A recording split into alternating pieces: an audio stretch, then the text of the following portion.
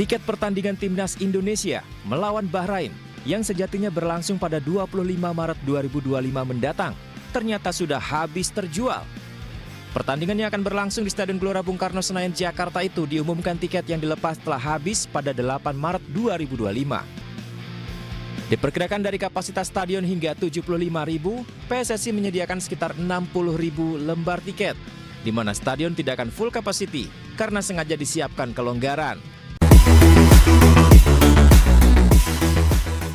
Pertandingan Timnas Indonesia versus Bahrain akan digelar di Stadion Gelora Bung Karno, Jakarta, pada hari Selasa 25 Maret pukul 20.45 waktu Indonesia Barat. Laga tersebut merupakan rangkaian matchday 8 grup C kualifikasi Piala Dunia 2026. PSSI sendiri telah membuka penjualan tiket pertandingan pada 4 Maret lalu melalui aplikasi Livin Mandiri. Tidak sampai 24 jam, muncul pengumuman baru bahwa tiket telah sold out. Suporter Timnas Bahrain dipastikan tidak membeli tiket pertandingan Indonesia versus Bahrain melalui program resmi sejumlah 3.000 tiket yang dialokasikan PSSI.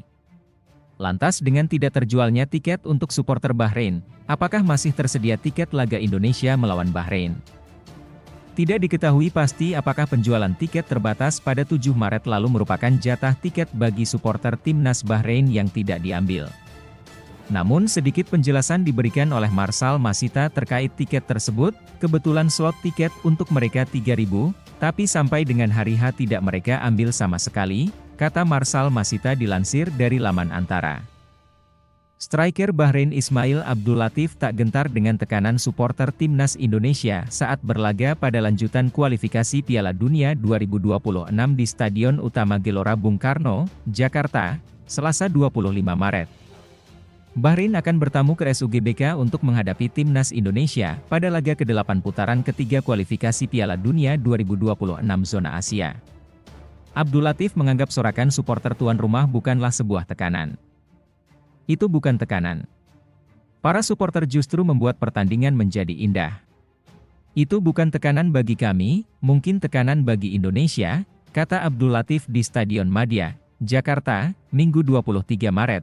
Optimisme juga disampaikan oleh kiper Bahrain, Said Mohamed Jafar. Ia yakin hasil positif bisa dipetik oleh The Dilmun Warriors dalam laga ini. Kiper 39 tahun itu menganggap cuaca Jakarta serupa dengan negaranya. Situasi ini dirasa dapat mempercepat proses adaptasi tim besutan Dragan Talajik itu. Cuacanya hampir mirip dengan negara kami. Tidak mudah bermain dalam cuaca seperti ini, tetapi kami bisa beradaptasi, ujarnya. Tentu saja kami mengincar kemenangan. Kami punya 6 poin dan Indonesia juga 6 poin. Kami menghadapi ujian yang sama. Semua orang ingin meraih 3 poin dalam pertandingan ini meski ini akan jadi laga yang sulit, ia menambahkan. Jadi ya kita tidak bisa menunggu, kita juga harus sesuai deadline. Jadi kuota tiket tersebut sudah kita alihkan, kita sudah jual, sudah termasuk yang kemarin kita umumkan. Kita sudah kasih kesempatan tapi sampai dengan tenggat waktu mereka, suporter Bahrain, juga tidak ambil, lanjutnya. Dengan demikian, sangat kecil kemungkinan Bahrain asuhan Dragan Talajik akan mendapatkan dukungan dari suporternya di Jakarta nanti. Jika memang mereka membeli tiket melalui jalur umum tahap 1, rasanya tidak akan mudah karena penjualan melalui aplikasi milik Bank Mandiri. Kecuali jika suporter Bahrain ikut berebut saat penjualan tiket terbatas yang memang bisa dibeli dengan cara yang lebih beragam. Tidak minatnya suporter Bahrain disinyalir karena hasil pertandingan pertama di markas Bahrain pada 10 Oktober 2024 lalu. Saat itu Indonesia diambang kemenangan saat unggul 1-2 hingga menit 98, dikala tambahan waktu hanya 6 menit. Sial bagi Indonesia, Bahrain bisa menyamakan skor di menit 99 melalui Mohamed Marhoon. Hal yang membuat Indonesia tambah kesal terhadap kepemimpinan wasit Ahmed Alkaf saat itu adalah laga langsung ia akhiri saat Indonesia melakukan kick-off usai kebobolan. Situasi itu menyulut emosi pemain dan staf Indonesia di lapangan. Di dunia maya, warganet menyerbu akun Instagram milik Asosiasi Sepak Bola Bahrain dan wasit Ahmed Alkaf. Lucunya lagi, Bahrain sempat mengunggah foto yang tertera bahwa gol penyama kedudukan mereka cetak di menit 96. Asosiasi Sepak Bola Bahrain kemudian sempat mengajukan permintaan pada FIFA agar laga melawan Indonesia digelar di tempat netral demi keselamatan anggota timnya. Untung saja FIFA menegaskan laga harus tetap dilangsungkan di Indonesia. Lini depan timnas Indonesia kemungkinan berubah saat menghadapi Bahrain pada lanjutan kualifikasi Piala Dunia 2026 di Jakarta. Selasa 25 Maret, ular Romeni yang tampil cemerlang saat melawan Australia di Sydney, kemungkinan bakal kembali dipercaya turun sejak menit awal saat bentrok lawan Bahrain. Striker Oxford United itu sukses mencetak gol sematawayang Indonesia saat dikalahkan Australia 1-5 di Stadion Sydney Football, Kamis 20 Maret. Kluivert juga bisa menurunkan Ragnar di lini depan Indonesia saat melawan Bahrain. Pemain FC Dender ini terpaksa absen lawan Australia karena harus menjalani sanksi akumulasi kartu kuning. Striker Oxford United itu sukses mencetak gol sematawayang Indonesia saat dikalahkan Australia 1-5 di Stadion Sydney Football, Kamis 20 Maret. Kluivert juga bisa menurunkan Ragnar di lini depan Indonesia saat melawan Bahrain.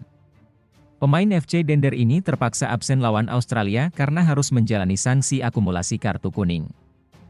Tambahan 3 poin lawan Bahrain harus diraih demi menjaga peluang lolos ke putaran final Piala Dunia 2026.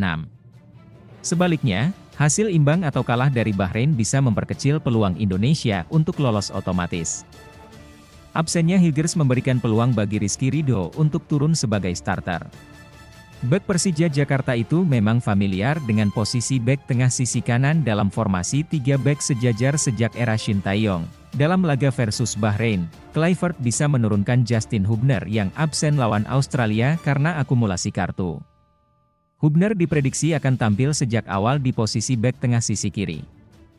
Sementara itu, sorotan menarik tertuju pada posisi penjaga gawang.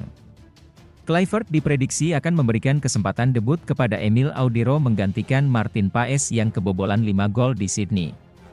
Penampilan di bawah standar yang diperlihatkan lini tengah Indonesia di Sydney sepertinya bakal membuat Kluivert melakukan perombakan cukup masif. Joey Pelupesi yang hanya menjadi cadangan di Sydney kini besar kemungkinan akan langsung dimainkan sebagai starter. Ia akan menemani Tom Haye di jantung permainan Indonesia. Sementara itu, Kelvin Verdong yang bermain sebagai bek tengah sisi kiri di Sydney kemungkinan besar kini akan digeser ke posisi alaminya, yakni bek sayap kiri. Bisa bermainnya Ragnar Oratmangoen usai menjalani sanksi akumulasi kartu menjadi suntikan tenaga yang sangat masif bagi Kluivert. Oratmangoen diprediksi langsung akan turun sebagai starter versus Bahrain. Selain itu, Kluivert diprediksi juga akan memberi kepercayaan kepada Eliano Reijnders untuk tampil sejak awal. Reijnders bermain cukup apik ketika dimasukkan sejak awal babak kedua di Sydney. Joey Pelupesi yang hanya menjadi cadangan di Sydney kini besar kemungkinan akan langsung dimainkan sebagai starter. Ia akan menemani Tom Haye di jantung permainan Indonesia. Sementara itu, Kelvin Verdong yang bermain sebagai bek tengah sisi kiri di Sydney kemungkinan besar kini akan digeser ke posisi alaminya, yakni bek sayap kiri. Namun pada hari yang sama, akun X atau Twitter milik Timnas Indonesia mengabarkan bahwa akan ada penjualan tiket tambahan secara terbatas. Penjualan tiket secara terbatas itu dilakukan pada 7 Maret dan tidak lama kemudian berstatus sold out atau tidak tersisa lagi.